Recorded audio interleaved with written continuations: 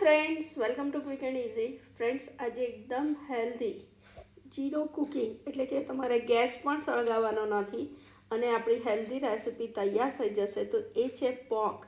અત્યારે શિયાળો ચાલી રહ્યો છે અને બજારમાં પોક એકદમ તાજો ને સરસ મળે છે અને પોક બહુ હેલ્ધી હોય છે. તો આજે આપણે પોકની રેસિપી બનાવીશું. તો એના માટે આ એકદમ 100 ગ્રામ તાજો પોક મેં લીધો છે. એ પોક સાથે લીંબુ મરીની સેવ તો જોઈએ. તો આ 50 ગ્રામ જેટલી લીંબુ મરીની સેવ છે, અથવા તમને ભાવે એ પ્રમાણે. એ સાથે આ 50 ગ્રામ જેટલું મિક્સ ફરસાણ છે અને આ છે શેકેલા મરખાના 10થી 15 મેં લીધા છે. થોડા લીલા ધાણા, આ એના મેઇન ઇન્ગ્રીડિયન્ટ્સ છે. એ સિવાય આપણે એમાં કાકડી, ટામેટું અને ડુંગળી એ નાના એક લીધા છે.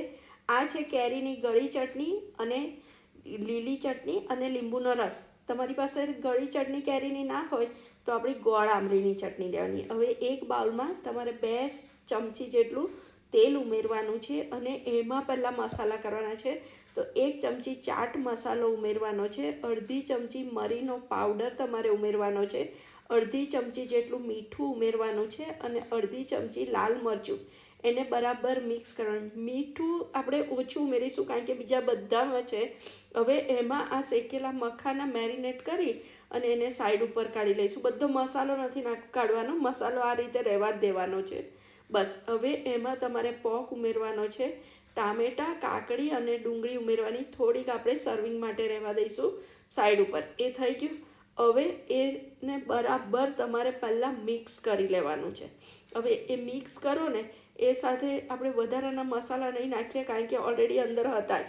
હવે એમાં ગ્રીન ચટણી ઉમેરવાની છે અને આ ગળી કેરીની ચટણી છે. મેં તમને કીધું ને, કેરીની ના હોય તો ગોળ આંબલીની. એની સાથે ફરસાણ અને લીંબુ મરીની સેવ અડધી અડધી ઉમેરી દેવાની છે અને લીંબુનો રસ અને લીલા ધાણા એ ઉમેરી અને તમે બરાબર મિક્સ કરી લેવાનું. ફ્રેન્ડ્સ, એકદમ હેલ્ધી, બહુ સ્પાઇસી પણ નહીં, પણ ચટપટી અને સરસ આ ભેળ તૈયાર થાય છે.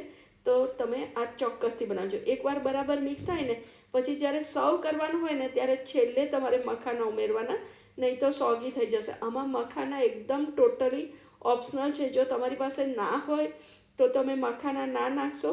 એની જગ્યાએ તમે પૂરી હોય તો પેલી કડક આવે આપણે એ પૂરી પણ નાખી શકો. ને કશું નહીં હોય તો એ ફરસાણ અને લીંબુ મરીની સેવથી પણ આ ભેળ સરસ જ લાગે છે. તો તમારી પાસે જે અવેલેબલ હોય એ રીતે. પણ કાકડી, ટામેટાં, ડુંગળી, લીંબુ મરીની સેવ અને ફરસાણ અને 2 ચટણી આ તો જરૂરી છે ફ્રેન્ડ્સ. એનાથી તમારી બ્રેડ એકદમ ટેસ્ટી અને સરસ બનશે. તો જોઈને જ ખાવાનું મન થાય એવી રેસીપી આપણી તૈયાર થઈ છે ને. અને તે પણ કેટલું જીરો કુકિંગ. આપણે ગેસ પણ સળગાવ્યો નથી ને એકદમ ચટપટું ખાવાનું રેડી થઈ ગયું છે. તો તમે આ ઇઝી પોકની ભેળ તમે ચોક્કસથી ટ્રાય કરજો. તમારા ફ્રેન્ડ સાથે શેર કરજો. Thank you.